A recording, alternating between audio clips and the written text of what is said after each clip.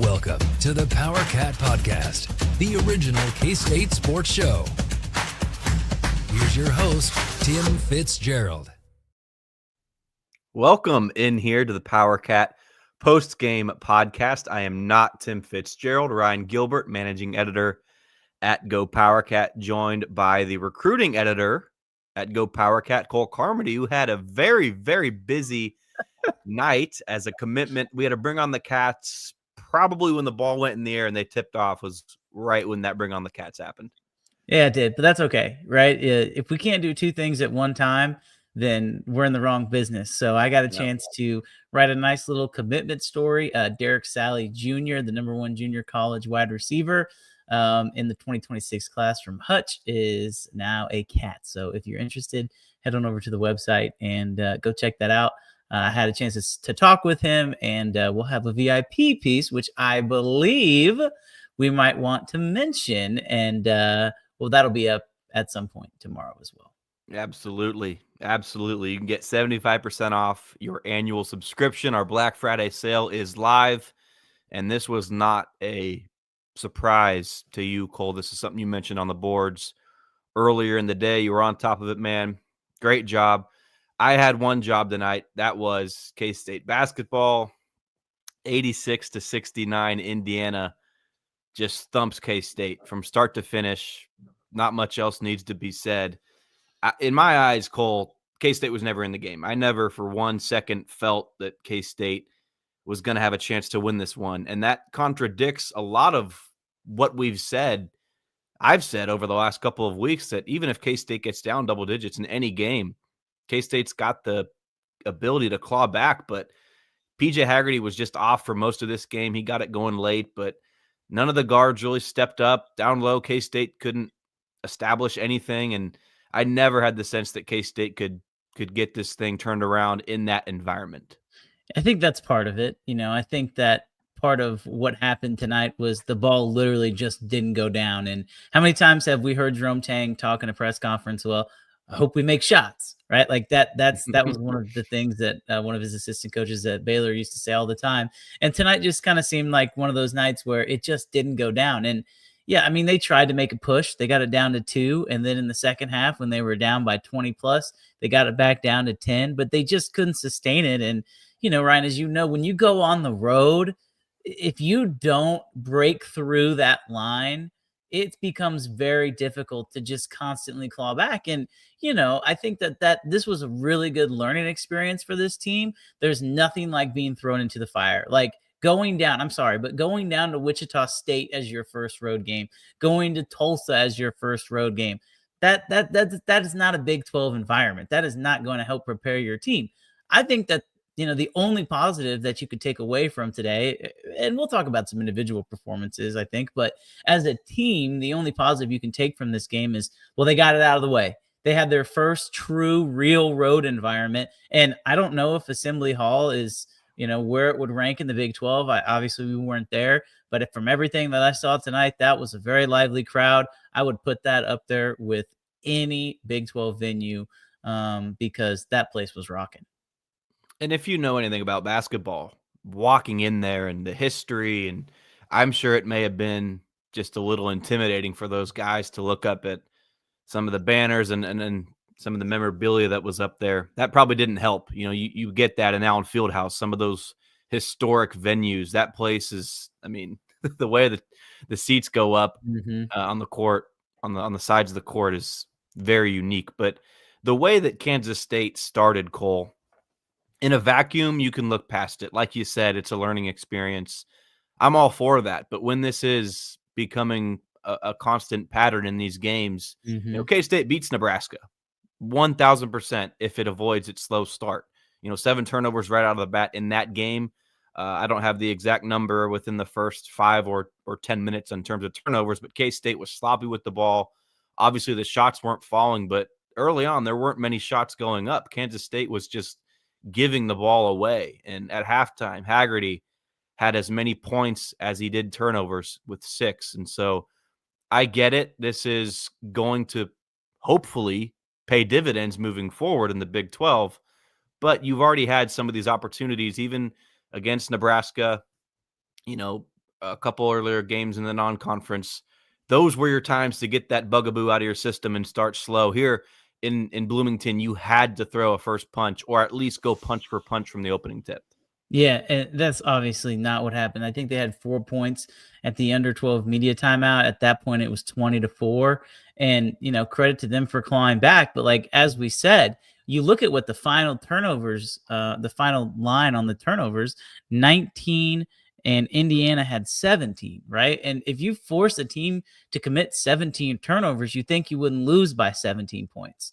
And that's what happens when you turn the ball over almost 20 times. And especially when they come in bunches, right? When turnovers come in bunches, it's never good for an offense. And I think that part of that was maybe not trusting themselves, right? That communication factor when you're on the road, it becomes very real. And I know this is on the defensive end, but even in the second half, Ryan, when there was a play, I think it was between Elias and Nate Johnson, and they didn't communicate on a switch, and it led to a Tucker DeVries layup. Like, it's little things like that this team hasn't had to deal with because they've been playing in familiar environments. I'm not saying that the reason they lost by 17 points is because they were playing on the road, but they got that first out of their system. But you're right, they have to start fast, because if you go on the road in Big 12 play and start like this, you're not going to win very many games. You can do it at home. Like, we saw this team come back against Nebraska and have a chance to win at a neutral site. You can do it when you're in front of your own fans, but when you're not, it becomes very difficult to get back into the game and win. PJ Haggerty, Cole, very misleading 16 points to lead the Wildcats in this game. Once the contest was all but decided, that's when Haggerty was able to settle in and find that next gear the way he is able to do. But early on, I mean, this was just an off night for PJ. I don't think you can describe it in any other way. He just had one of those nights, and that's going to happen for every player in college basketball. So you can be concerned with PJ. That's totally fine. I'm probably a little bit more distraught, for lack of a better term, with Abdi and Nate. Kansas State was unable to really find that spark. I mean, CJ Jones kind of hit a wall in the second half and started to turn the ball over a little bit. But, CJ finished with 15 points. David Castillo defensively, I thought, brought the intensity. But as a whole from that backcourt, you just didn't get the oomph that you needed when PJ was off. That's what's most concerning, regardless of what CJ or what PJ does. Mr. Carmody, you are muted. You did that before we started recording, right? I think I gave it to you as we were about to go. I don't know how that happened.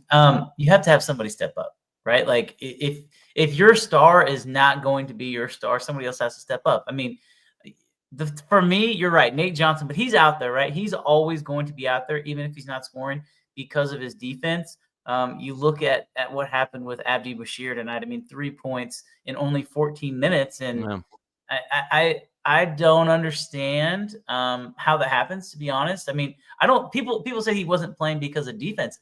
Brian, I don't know about you. I think he wasn't playing because he wasn't able to get open, right? They were face guarding him from, 10 feet off the 3-point line, because that's how far he can shoot it. And he just never found a way to get it. It was clear that Darren DeVries said, we are not going to let Bashir be the number 2. And if they didn't respect Nate Johnson, if they didn't respect anybody else, I don't know. But it was clear that Abdi Bashir, if PJ Haggerty was 1, Abdi Bashir was number 2, and they completely shut him down. If Abdi's getting locked down, though, and it's on the fellow guards on the court to step up, and that wasn't the case. So you could be right with that theory, Cole, but no matter how you kind of spin it, or no matter how you cut that, still is concerning for K-State that nobody got going until PJ late in the game. I do want to remind everybody listening here, super chats are wide open. If you want your comment up on the screen, you know how to do that. We'd appreciate your support. But you mentioned the coach. He's also got a son who usually takes over a game, and Tucker had, I believe he finished with 9 in this game, and I think 5 of those came in the last minute or two. If I were to tell you that before this game tipped off, Cole, you're saying K-State wins by probably double digits. Yeah. If you were to tell me that Indiana scores 86 points, I'd say there's a real chance that K-State maybe not wins by double digits, but wins the game. look, we'll talk about the defense. I didn't think the defense was god awful. I mean, they forced, Indiana to turn the ball over 17 times. I look at the offensive rebounding numbers, 11. It felt like they had about 27 offensive rebounds. So the fact that there was only 11 offensive rebounds for Indiana is a little surprising to me. It was, somewhat even on the glass. Indiana out rebounded K-State by 7 rebounds, which, you lose a game by 17, you get out rebound by 7. If they score a 2-point basket on every one of those, that's 14 points, right? Yep. Like that makes a little bit of sense. So, you're right. They did a good job on DeVries, and it really was the surrounding cast that beat K-State. And you shut down a star, and it becomes a role player's responsibility. It's the same conversation we had with PJ Haggerty. K-State shut down Indiana Star, and somebody else stepped up. Unfortunately for K-State, nobody was able to do that tonight. And one of my keys, Cole, on the site that went up, a VIP piece that if you're subscribing to GoPowercat, you got to see that. If not, 75% off from now until December 1st. Take advantage of that. Our best deal of the year. In my keys to this game, though, Cole, Lamar Wilkerson for Indiana, that was the key for K-State defensively in my eyes. Mm-hmm. I assumed Tucker DeVries was going to get his, and he didn't. And that's great that you were able to shut him down. I wouldn't say Wilkerson's his right-hand man, but that was probably the most dangerous scorer that Indiana had. He only comes out of this game with 14. He's the third leading scorer. So you're able to take down Tucker. You're able to minimize Wilkerson, and yet you still lose the game. Defensively, that's, there's a lot of stuff to not like about this game, to just go look at it and say, bleh.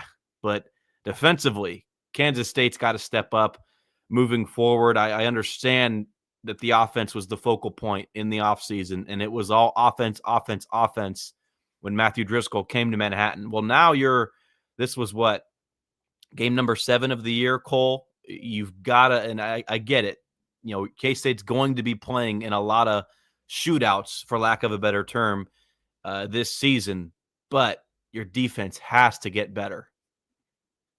It has to. And think about this. If I were to have told you before the game that between Wilkerson and DeVries, they're only going to score 23 points, you sign me up, right? Like, sign me up. But, I thought that Connerway was really good in this game, not just his ability to get to the rack. He finished with 19 points with 7 of 14, but his ability to kind of, give the ball out. He only finished with 3 assists, but it felt like whenever he had the ball in his hands, they really were able to start moving the basketball. And that's kind of a theme that I've noticed. I don't know about you, but the on-ball defense, specifically from the top of the key, that's just something to kind of keep an eye on. I think PJ Haggerty is a really good on-ball defender.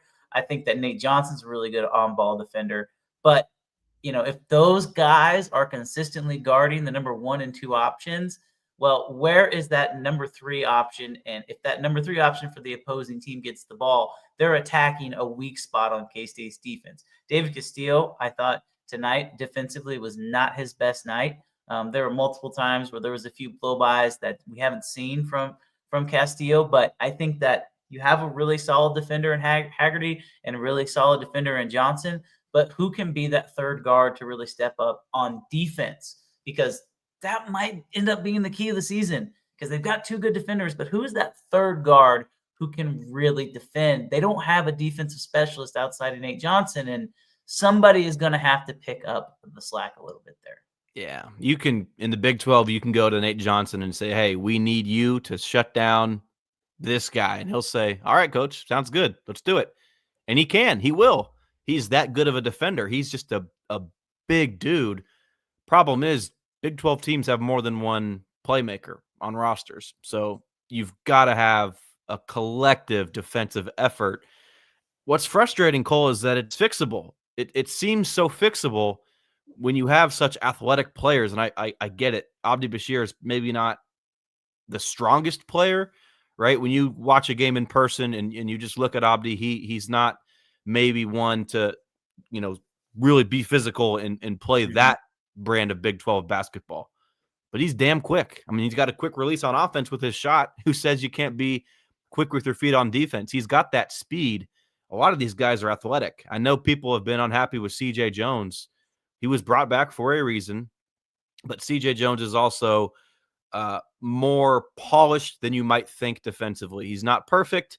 His offense, you can say what you want about what CJ Jones does or does not bring to K-State, but some of these guys have the potential to be, let's say, above average defenders. And I think at this point in the season, that might be all you want to ask for. But Brendan Hausen from last year, I think you saw the ceiling of a guy like that as a defender. There's a lot more left in the tank for these guys defensively. We just haven't seen it. I agree, and I'm gonna draw some comparisons to the 2022 team. We were having the same conversation with them.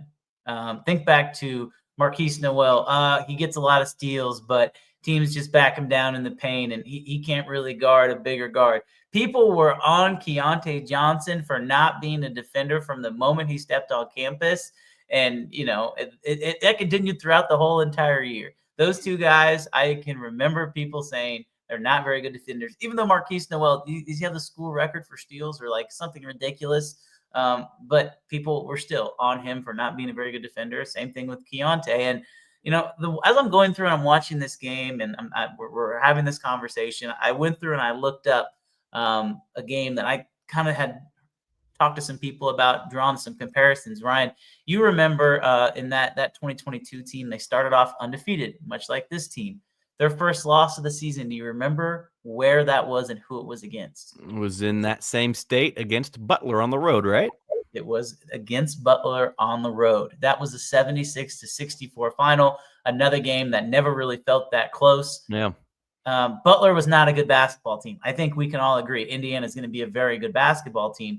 But what that team did from that moment on is they learned from it. And, obviously the circumstances are different.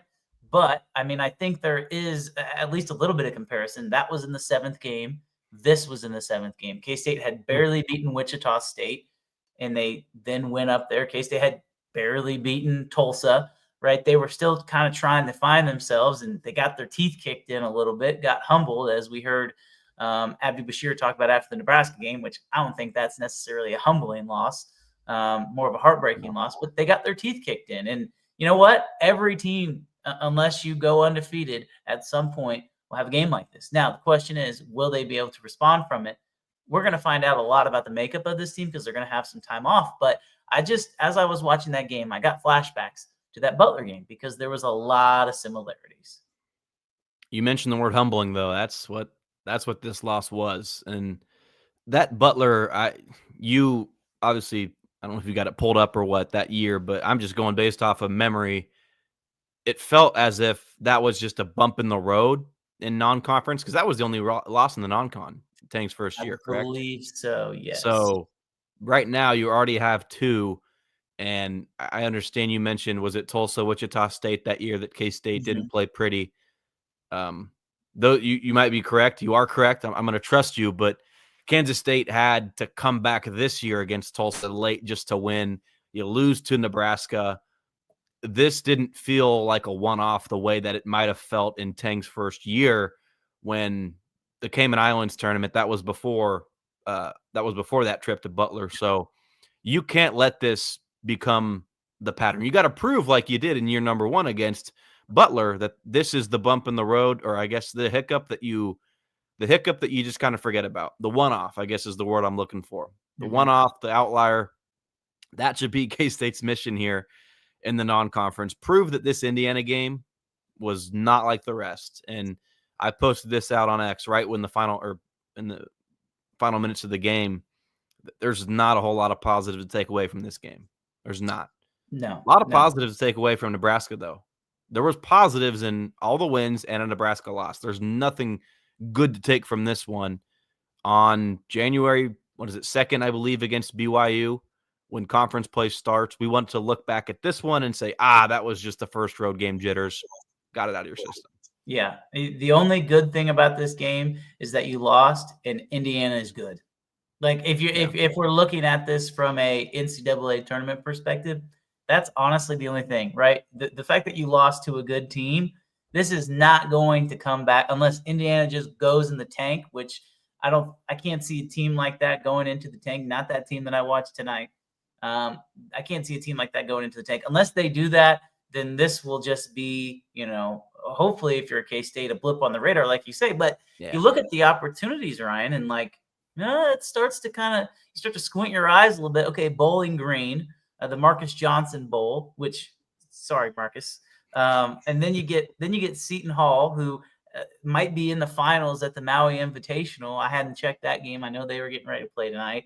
That's a really good team. You get them to come into Bramlage on a weekend, that should be a really big game. If you can find a way to win that game, then you get another cupcake with Mississippi Valley, and then one of your last non-conference test is on the road at Creighton. I mean, if you can find a way to win that Seton Hall game and then steal a game on the road at Creighton, who I don't know. They might be a little bit down, but you have this experience of going and playing in a hostile environment. We know that environment's going to be good. That's literally the only positive, is that you got this game out of the way. And so you hope that you can just put it in the bank and use it later, because on the court, there really wasn't much. Last season, K-State had no quality non-conference wins. Not a single one. If K-State were to rally in Big 12 play and keep that 6-game winning streak going, not a single one of those wins in non-conference would have remotely helped K-State. And losing to LSU and Liberty, Wichita State, it was bad. It was an awful non-conference slate for Kansas State. Right now, you'd like to have won this game. It'd be great to beat Nebraska, but those aren't going to ding you, like you said, come March. Your resume, you obviously want to put some work on that puppy before conference play hits, but it can be fixed. You obviously don't have maybe a marquee win right now. Just bluntly put, Cole, the way that we saw Mississippi State play in T-Mobile Center, I don't have a lot of confidence that is going to mean much come Selection Sunday, but it is the SEC. And believe it or not, Cole, there's some bias that comes with playing in that conference. So maybe a 3-win SEC team is on the bubble because it's the SEC. They're so great. Right. It might not, but you don't have any dings. So you've got opportunities coming up, though. It's not like this was your one that you had to get. No, credit to Jerome Tang. He scheduled, I don't know if he personally did or it was Marco Bourne or whoever kind of formulated this non-conference schedule, but they've got opportunities to improve this resume despite losing this one to Indiana. So those games against Creighton, like you said, Seton Hall, very important to prove your worth outside of the Big 12. And the way that it's lined up, I think is perfect. I mean, I think ideally maybe you would have liked a cupcake after the Kansas City tournament just to kind of regroup and go, going from 0 to 100 with the Mississippi State Nebraska game.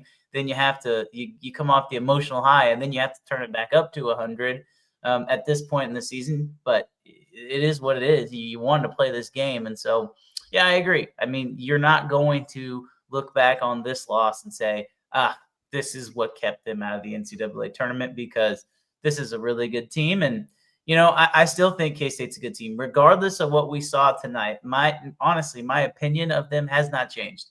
I still believe this is an NCAA tournament team. Do they have things they need to clean up? Yeah, they do. But at the end of the day, when you score 69 points on the road and it's an off night, that's a conversation.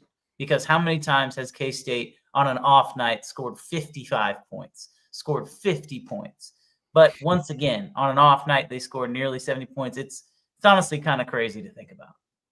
Yeah, I'm with you, man. I'll wrap this up by saying,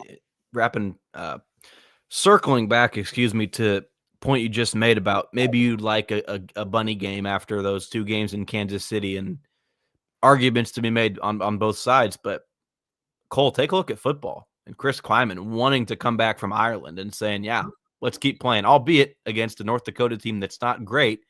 You want to keep that ball moving. And if you play those 2 games against Mississippi State and Nebraska, and you come back home and face Texas A&M, Southern Central Christian University, well, maybe you take a step off your beat, right? Your rhythm kind of gets thrown off. So I don't know if scheduling if the dates were picked or not, but you came in and you kept fighting, right? You kept fighting with your schedule, and you got embarrassed in Bloomington. That performance was rather concerning, Cole, but there's still a long non-conference ahead. If you prove that this game was just a one-off, you're going to be just fine. If this becomes the way that you play against power conference schools, you're going to be in trouble. Yep. We still have not seen this team play at a very super, super high level. I think maybe Nebraska was a high level. I don't know if that was this team's ceiling or not, but I think, against a good team, this is about as bad as they could have played. And it's unfortunate for K-State fans because obviously it's been a rough few days for K-State fans. I think this is about as bad as they could have played in the scenario. And so you just hope, you're right. You have to hope that this is not the norm. There are some concerns, but I don't think the alarm bells are going to, start ringing right now. That could change, but you just have to make sure that you squash those concerns as you get ready for the rest of the season, because as we know, the Big 12 is indeed a gauntlet. 75% off your annual subscription. Take advantage of that for yourself. It's the holiday season, Cole. I don't know if you've got a special someone in your life that you might want to, gift a subscription to. That's less than $3 a month for the top-notch coverage that we provide. Like I said earlier, to open up the show, K-State football on the recruiting trail. Cole was all over that one. And he's a busy man. He's double dipping tonight with his football recruiting coverage and his basketball team coverage. You're welcome. We'll talk to you guys real soon. Not sure when the next Clint Stewart show will be, but we'll be sure to let you guys know right here on GoPowercat. This has been a GoPowercat.com and Spirit Street production. Please support this show by subscribing to this YouTube channel or follow us on your favorite podcast platform.